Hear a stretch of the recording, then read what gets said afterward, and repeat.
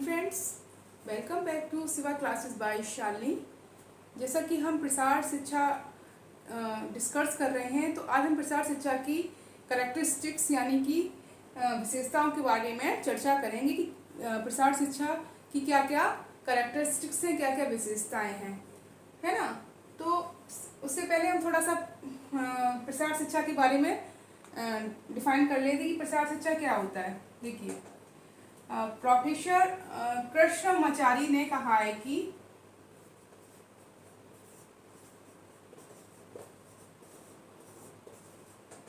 Professor Krishnamachari ने ये कहा है कि जो प्रसार शिक्षा है वो निरंतर चलने वाली प्रक्रिया है।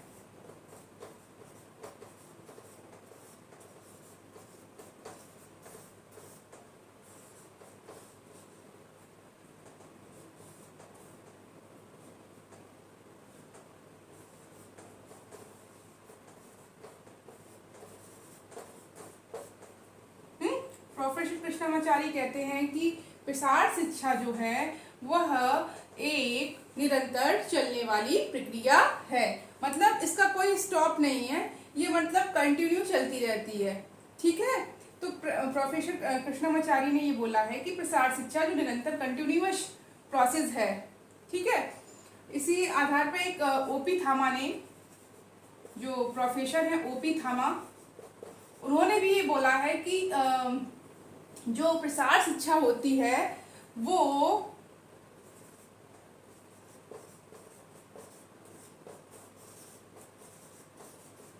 प्रसार शिक्षा जो होती है वो ग्रामीण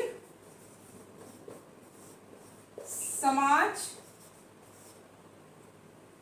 में जीवन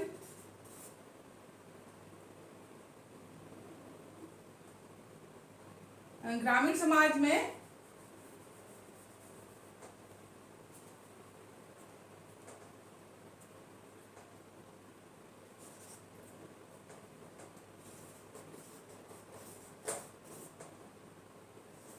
की एक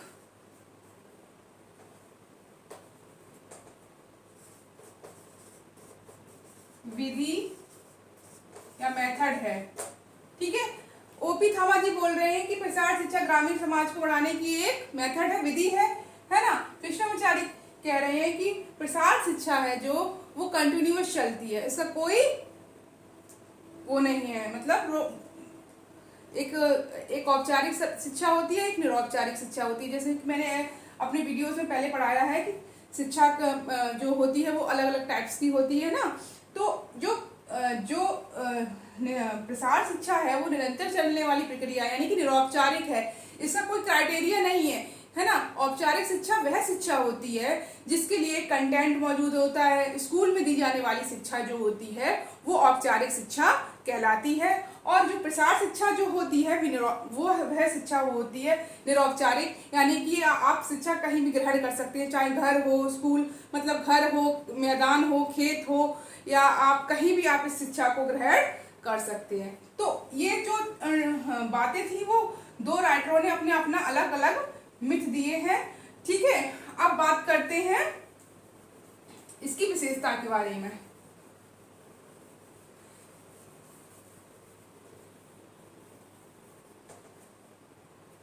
इससे पहले अगर प्रसार शिक्षा की बात की जाए तो प्रसार शिक्षा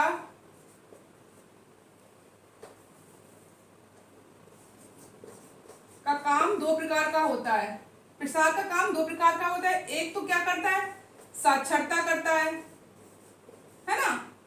साक्षरता प्रतिशत को बढ़ाता है, क्या करता है, मतलब साक्षर बनाता है लोगों को। और दूसरा क्या काम करता है, दूसरा काम करता है कि ये उद्योग धंधों को नवीनीकरण का काम भी करता है, कि जिससे कि व्यक्ति समाज में ऊंचा उठ सके।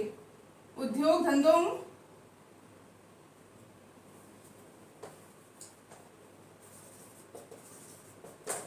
का विकास करता है। ठीक है, प्रसार का काम क्या होता है, एक तो एक काम कर दिया उसने, साक्षरता को बढ़ाता है, और दूसरा काम करता है कि उद्योग धंधों का विकास करता है। ठीक है। अब आते हैं इनके कैरेक्टरिस्टिक्स के बारे में। कैरेक्टरिस्टिक्स इसके दो प्रकार के होते हैं, जो हैं वो हमने आपको डिफाइन कर रहे हैं, ठीक है। तो प्रसार शिक्षा की अगर विशेषता की बात की कर ली जाए तो प्रसार शिक्षा निरंतर चलने वाली प्रक्रिया है, ठीक है। अगर बात करते हैं निरंतर चलने वाली, जैसे मैंने अभी बताया कि प्रसार शिक्षा कंटिन्यूअस है, यानी कि इसका कोई आपको एक कोई क्राइटेरिया नहीं है कि आपके लिए कोई जैसे कि हम लोग स्कूल की जो शिक्षा प्राप्त करते हैं वो औपचारिक शिक्षा होती है ना। उसमें एक विद्यालय होता है, शिक्षक होता है, शिक्षार्थी होते हैं। तो वो शिक्षा जो दी जाती है विद्यालय वाली शिक्षा औपचारिक शिक्षा होती है, और ये जो प्रसार शिक्षा होती है वो निरंतर चलती रहती है ना। प्रसार जो स्कूल में दी जाती शिक्षा, बच्चा ने एक कक्षा 1 पास की, दूसरे क्लास में आ गया, है ना, उसका टाइम ड्यूरेशन लिमिटेड होता है। और ये जो शिक्षा होती है निरौपचारिक शिक्षा होती है, इसका टाइम ड्यूरेशन निश्चित नहीं होता है, ठीक है। तो ये जो प्रसार शिक्षा है, अगर विशेषता की बात की जाए तो विशेषता में सबसे पहली पॉइंट ये है कि यह निरंतर चलने वाली प्रक्रिया है। दूसरा है सर्वमान के लिए है। सर्वमान बोले तो ग्रामीण में जो भी धर्म, जाति, संस्कृति जो भी है उसके लिए सभी के लिए इक्वल है ना।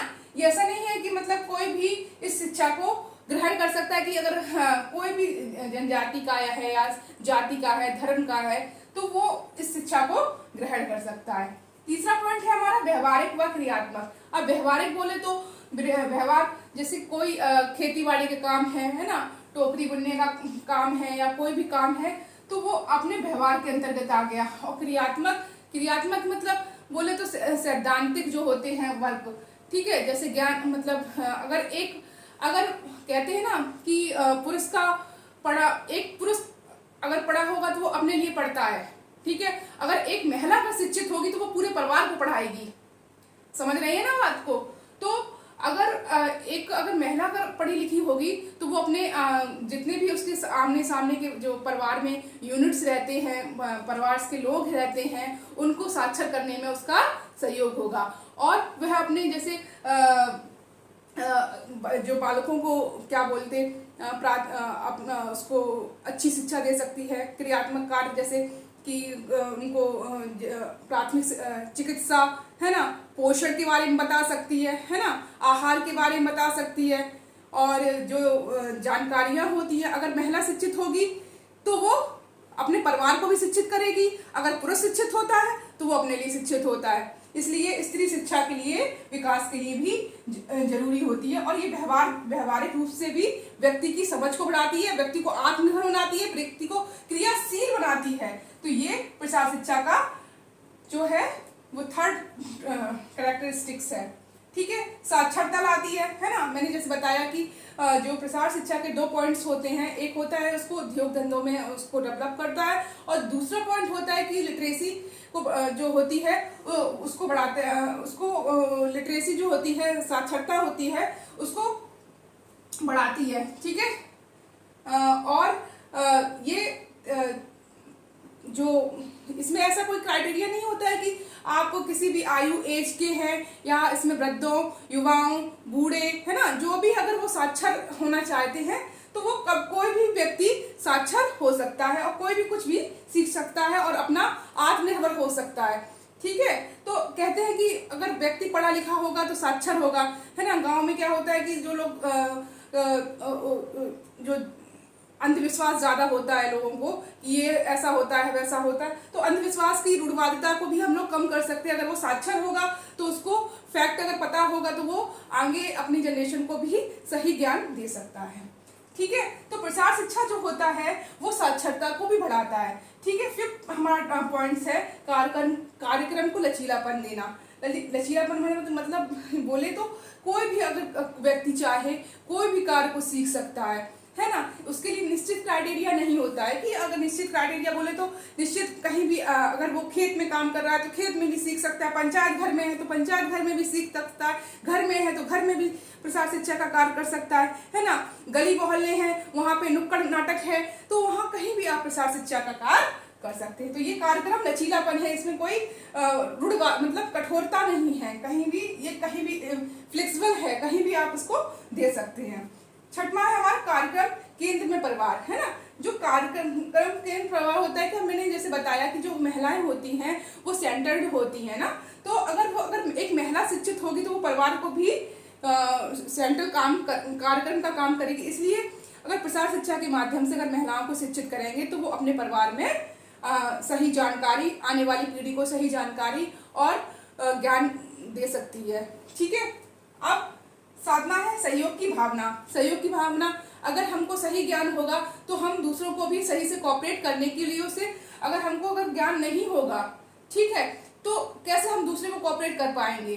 तो ये जो प्रसार शिक्षा होता है वो व्यक्ति को उसकी समझ को, सूझ को, है ना, उसकी भावनाओं को और मतलब उसका जो एक मेंटल लेवल होता है, उसके सोचने समझने की व्यक्तित्व का विकास करता है, ताकि वो जो अपने जो ग्रुप है, जो समुदाय है में रहता है, वहां पर क्या कर सके, सहयोग की भावना पैदा कर सके। तो ये मेन भी इसका फैक्ट जो होता है वो प्रसार शिक्षा की, वो मतलब लोगों के प्रति एक दूसरे की कोऑपरेट की भावना भी जागृत करता है। तो सहयोग की भावना भी होती है इसमें।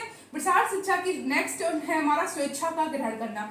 अब ये नहीं, किसी पे थोपा नहीं जा सकता है कि आपको प्रसार शिक्षा सीखनी है ना। प्रसार शिक्षा एक ऐसी शिक्षा है ना, कि व्यक्ति अपनी स्वेच्छा से ग्रहण करता है। ठीक है, अगर उसकी स्वेच्छा हुई, अगर किसी काम को करने के लिए अगर आपकी स्वेच्छा है तो वो आप जरूर सीखेंगे। तो वो व्यक्ति जो होता है प्रसार शिक्षा के माध्यम से स्वेच्छा से सीखता है, उसका इंटरेस्ट अपने आप डेवलप हो जाता है प्रसार शिक्षा के माध्यम से। अगर जैसे कि गांव में क्या है कि अगर किसी को पता नहीं है, नए नए उद्योग, जैसे कि पहले लोगों को पता नहीं रहता था कि घर में जो चक्की होती थी, घर में पहले आटा खुद पीसती थी, है ना, तो उसमें श्रम ज़्यादा लगता था। प्रसार शिक्षा के माध्यम से लोगों को बताया गया कि आप जो छोटे छोटे जो होती है मशीनें, उनके माध्यम से आप पीस सकती हैं चक्की से, है ना। तो महिलाओं को भी इसमें जागरूकता मिलती है कि हाँ चलो ये जो आज जो आधुनिकता हो रही है, मॉडर्नाइजेशन हो रहा है, उससे व्यक्ति उसकी ललायकता बढ़ती है और वो स्वेच्छा से ग्रहण करने के लिए तत्पर हो जाता है। तो प्रसार शिक्षा के माध्यम से व्यक्ति स्वेच्छा से भी सीखता है। नेक्स्ट है हमारा कार्य क्षेत्र में व्यापक। अगर कार्य क्षेत्र व्यापक, इसका जो है वो लिमिटेड क्राइटेरिया, मैंने जैसे ही बताया कि प्रसार शिक्षा वो लिमिटेड क्राइटेरिया में नहीं बटा हुआ है, इसका मतलब बहुत फैला हुआ है प्रसार शिक्षा, है ना। तो कार्य क्षेत्र भी इसका बहुत ही बड़ा है ना। तो कार्य क्षेत्र बोले तो कहीं भी आप अगर पशुपालन यानी कि, है ना, मुर्गी पालन, है ना, कुछ भी आप, इसका कार्य क्षेत्र बहुत बड़ा है, खेती बाड़ी से संबंधित, है ना। महिलाएं हैं तो जो सिलाई कढ़ाई बुनाई है ना, टोकरी बनाना या कुछ भी आप कार्य कर सकते हैं इसमें प्रशिक्षण लेकर। तो ये इसका कार्य क्षेत्र बहुत ही व्यापक है, बड़ा है। ठीक है, तो आप इसमें आप क्या बोलते, महिलाओं को, युवाओं को, प्रौढ़ों को आप शिक्षित करके उनको आत्मनिर्भर बना सकते हैं कार्य क्षेत्र के माध्यम से। ठीक है, नेक्स्ट है हमारा स्थानीय नेतृत्व का महत्व। जो स्थानीय नेतृत्व मतलब बोले तो नेतृत्व का महत्व कैसे बढ़ जाता है कि स्थानीय जो लोग रहते हैं, अगर शिक्षित होंगे, अगर वो वहाँ के लोग जो शिक्षित होंगे तो वो क्या करेंगे, बातों को समझेंगे, है ना, उसकी बातों को इम्पोर्टेंस देंगे, है ना। तो प्रसार शिक्षा जो है ना, स्थानीय नेतृत्व का महत्व को भी बढ़ाता है। तो ये कुछ पॉइंट्स थे जो प्रसार शिक्षा की विशेषता को मॉडिफाई करते हैं और ये जो है ना प्रसार शिक्षा को बढ़ाने में बहुत सहयोग करते हैं। ये इन्हीं से प्रसार शिक्षा का विकास होता है। और प्रसार शिक्षा ऐसा वैसा क्राइटेरिया नहीं है कि जो थोड़ा से सिमट के रह जाए। प्रसार शिक्षा पूरे ग्रामीण विकास के लिए, क्योंकि जब गांव अगर विकसित होंगे तभी राष्ट्र संपन्न होगा। अगर गांव की अगर विकसित नहीं होंगे तो हमारा राष्ट्र भी पिछड़ता चला जाएगा। इसलिए सबसे पहले अगर हमको समाज में अगर परिवर्तन लाना है तो हमें गांव को सबसे पहले उसको देखना पड़ेगा, तभी हम देश का मान बढ़ा सकते हैं और देश को आगे अग्रसर कर सकते हैं। तो प्रसार शिक्षा का मेन जो होता है कि जो नई आधुनिकता होती है, नए डेवलपमेंट होते हैं, वो उसका प्रसार गांव तक, क्योंकि गांव में जो होते हैं लिमिटेड क्राइटेरिया होता है, लोगों को पता नहीं होता है ना, तो उसके बारे में बताना है। और सामुदायिक जो कार्यक्रम होते हैं, सन 2 अक्टूबर 1952 में जो सामुदायिक कार्य पंचवर्षीय योजना के तहत चलाए गए, उन कार्यक्रमों के माध्यम से भी व्यक्ति को प्रसार शिक्षा में बता सकते हैं कि जो कम्युनिटी जो प्रोग्राम्स ऑर्गेनाइज किए जाते हैं वो ग्रामीण विकास और नगरीय विकास के लिए ही चलाए जाते हैं। मिलते हैं अगले सेशन में। अगर आपको मेरा चैनल अगर अच्छा लग रहा है तो लाइक करें, सब्सक्राइब करें एंड शेयर करें। तब तक के लिए थैंक यू।